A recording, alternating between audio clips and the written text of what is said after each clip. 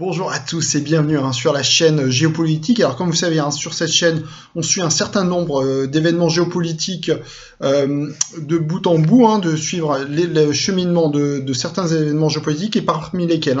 ces événements, on suit la situation à la frontière entre la Turquie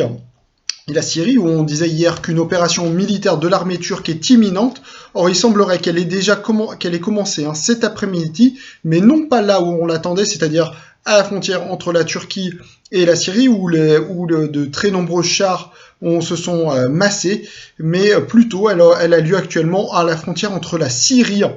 et l'Irak, où des bombardements de l'armée turque sont rapportés cet après-midi. Alors on n'a pas l'étendue des dommages causés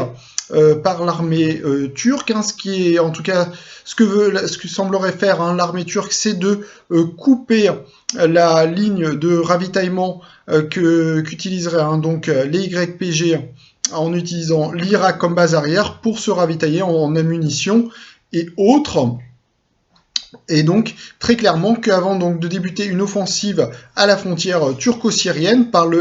de façon aérienne et terrestre, elle mène dès cet après-midi des bombardements.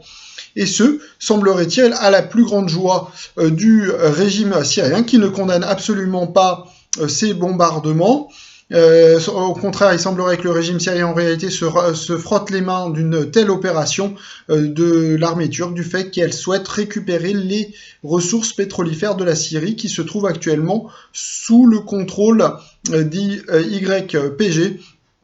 Et donc une opération turque pourrait permettre le régime syrien de reprendre en réalité ses ressources pétrolifères. On peut imaginer que l'affaiblissement, qu'une offensive terrestre dans le nord de la Syrie pourrait pousser les YPG à si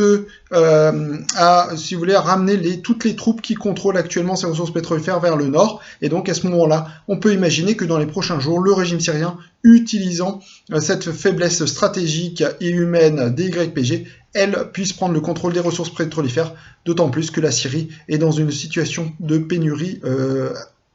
pétrolifère, de pétrole, et donc cette situation ravit actuellement le régime syrien, même si elle déclare cet après-midi officiellement qu'elle ne souhaite pas, n'accepterait pas une occupation de sa terre, mais ceci est une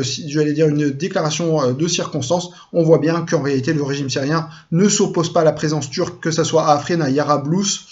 et que donc la plus importante réalité à l'heure actuelle pour le régime syrien est de reprendre le contrôle de ses ressources pétrolifères. On va continuer à suivre la situation sur cette chaîne et on vous tiendra informé des derniers développements.